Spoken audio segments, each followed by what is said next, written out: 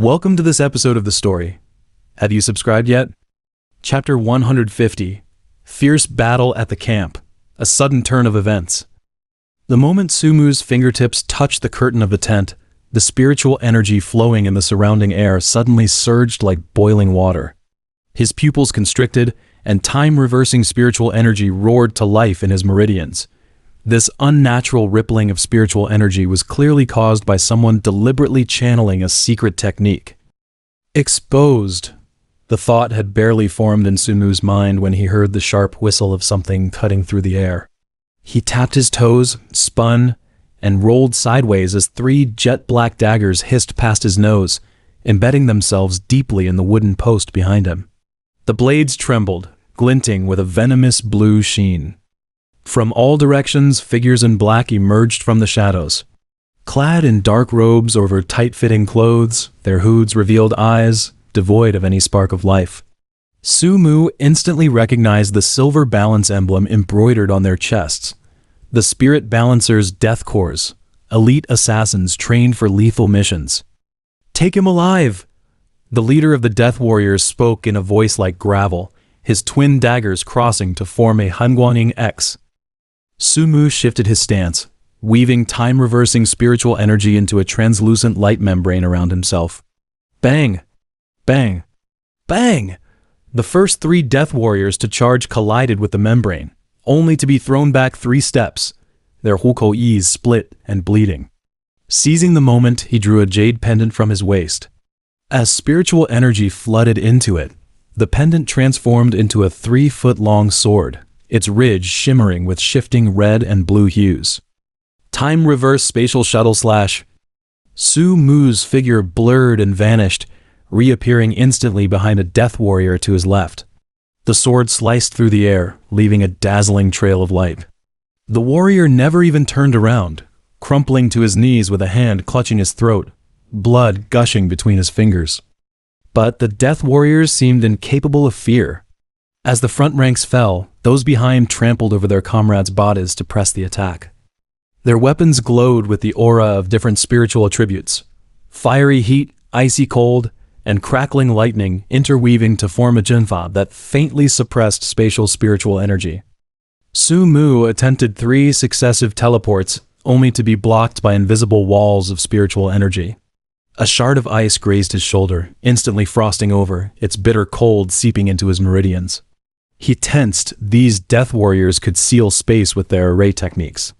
It seemed the Spirit Balancers had spared no expense to deal with him. The bronze bell in the center of the camp suddenly rang out in a rapid, urgent tone. Spirit Balancers resting in their tents swarmed out, brandishing staves or long blades, quickly forming an encirclement. Their spiritual energy was far less refined than the Death Warriors, but their sheer numbers, coupled with the torchlight and shouts, created a formidable pressure. Sumu scanned his surroundings, noting that the tents to the northeast were spaced more sparsely, and the spiritual energy there was weakest. He took a deep breath, pushing his time-reversing spiritual energy to its limit. His sword traced complex patterns in front of him, and a spinning, multicolored vortex began to take shape. Time-space reversal annihilation. The vortex expanded abruptly, its passage seeming to force time itself into reverse. The charging Death Warriors' movement slowed drastically. Some even stumbled backward, their weapons flying back into their sheaths against their will. Sumu seized this fleeting opportunity, darting toward the northeast like a released arrow, his sword slicing through 2 intercepting beams of spiritual energy. "Stop him!" roared the Spirit Balancer leader from the high platform. Just 10 jan from his target, the ground beneath Sumu erupted with blinding runes. He cursed inwardly, trying to leap away, but invisible chains bound his feet. The earth split into cracks, and electrified nets crackled forth, coiling toward him like dormant vipers. A thunder element trap array. Sumu gritted his teeth, exploding time-reversing spiritual energy from his body to form a half-meter-thick diamond-shaped shield. The Dianwang crashed against the shield with a zzz, blue current snaking across its surface, beginning to corrode the edges of the light membrane. Worse, the surrounding Spirit Balancers had seized the chance to attack.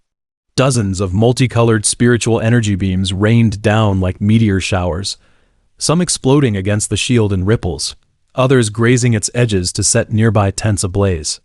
Flames licked at the night sky, casting Sumu's figure in flickering light and shadow. He fixed his gaze on the attacker's formation, spotting a gap half a jang wide where two spirit balancers had stumbled apart to avoid the flames. Sumu suddenly concentrated his spiritual energy, tilting his shield deliberately to the right, drawing most of the attacks while using the recoil to lunge left. Time reverse spatial shuttle. His form flickered 3 times through the diawang, the soles of his boots scorched by the current, but he broke free of the trap. No sooner had he landed than he grabbed the nearest spirit balancer by the throat, his sword pressing against the man's neck. "Stop, all of you!" Sumu's voice, infused with spiritual energy, thundered across the camp, making the surrounding spirit balancers' eardrums buzz. The charging death warriors froze, their weapon-holding hands trembling slightly. The captured spirit balancer was a young acolyte, his face now ashen, sweat pouring down his cheeks, his lips quivering wordlessly. The spirit balancer leader leaped down from the high platform. Clad in a purple robe trimmed with gold, he gripped a staff inlaid with an emerald, its tip pulsing with his nuhua. "Sumu, do you think seizing a lowly disciple will intimidate me?" He sneered. "Hand over the secret letter you stole from our stronghold and surrender. Perhaps I'll let you die quickly." "The secret letter?" Sumu arched an eyebrow, raising his voice so all could hear. "You claim to uphold balance in the spirit fantasy realm, yet you plan to use the Eye of the Spirit Abyss to open a forbidden space. Are you afraid others will learn of your filthy schemes?" The spirit balancers stirred, many wearing looks of doubt. The Death Corps commander snapped, "Don't listen to his lies. This thief stole our clan's sacred text. He deserves death." As tensions reached a breaking point, a strange wind suddenly swept through the camp's western side. Carrying sand and a putrid stench, it flared the torches, blinding many spirit balancers, who raised their hands to shield their eyes. Sumu Mirui Lai detected dark spiritual energy in the wind. Its cold, viscous zhigan mirrored that of the black-robed man he'd encountered before. He tightened his grip on his sword, staring warily toward the source of the wind. When the sand settled, 24 figures stood at the camp's entrance. They too wore black robes, but unlike the spirit balancer's death warriors, these were embroidered with blood-red patterns. Beneath their hoods, their skin had an eerie grayish-green tint, and they clutched bone staves topped with flickering green fire. "More fools come to die?" The spirit balancer leader raised his staff, its emerald firing a green light that solidified into a defensive barrier before him. The robed figure at the forefront slowly lifted his head. Instead of a face, a bronze mask carved with runes stared back. "Spirit balancer whelps?" His voice hissed like a nest of insects. "Hand over Sumu and the secret letter, and we might spare your lives." Insolence. The Death Corps' commander charged, his twin daggers gleaming as they stabbed toward the masked man. But his weapons stopped 3 shi short, repelled by an invisible force field. He crashed into it as if it were solid bronze, groaning as he flew backward. The robed figures behind the masked man raised their bone staves in unison. The campground split into countless cracks, and jet-black vines erupted from them, instantly coiling around a dozen spirit balancers' ankles. Covered in barbs, the vines left purple-black venomous splotches where they pierced the skin. "It's bone-eating vines!" a spirit balancer shouted. "They're from the Shadow Cult." Sumu's mind raced. The Shadow Cult was the most mysterious group of evil cultivators in the spirit fantasy realm, said to command corpse school and dark spiritual energy. Suppressed a century ago by a coalition of sects, they were thought extinct.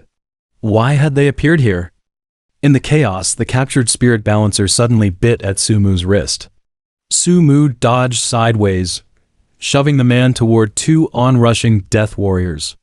Using the momentary distraction, he swept his sword to drive back nearby enemies, then sprinted for the low wall on the camp's eastern side.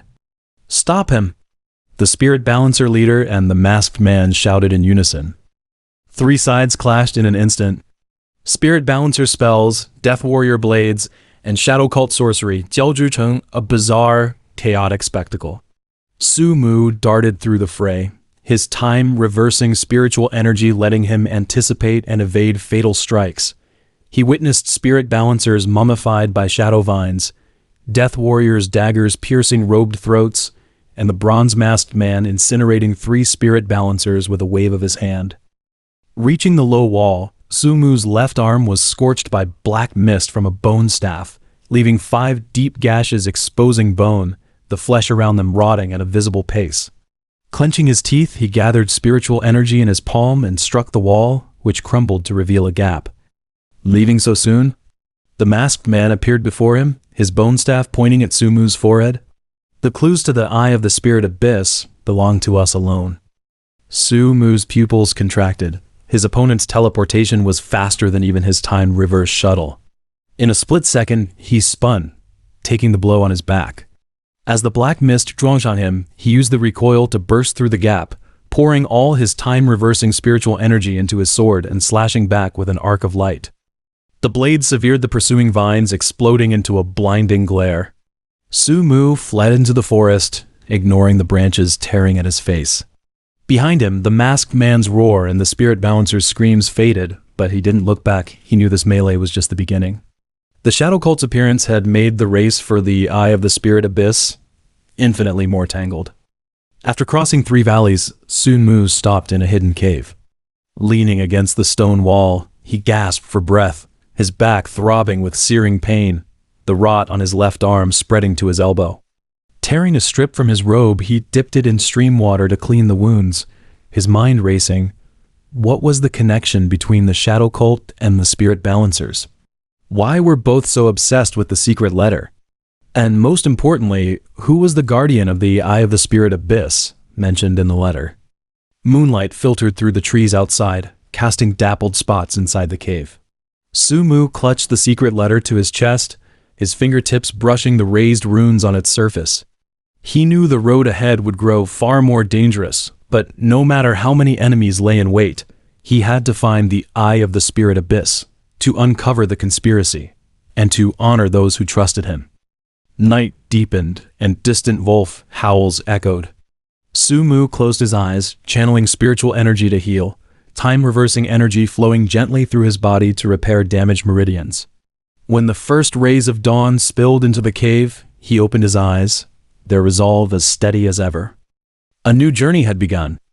The story continues, and the next episodes will be even more exciting. Subscribe as soon as possible.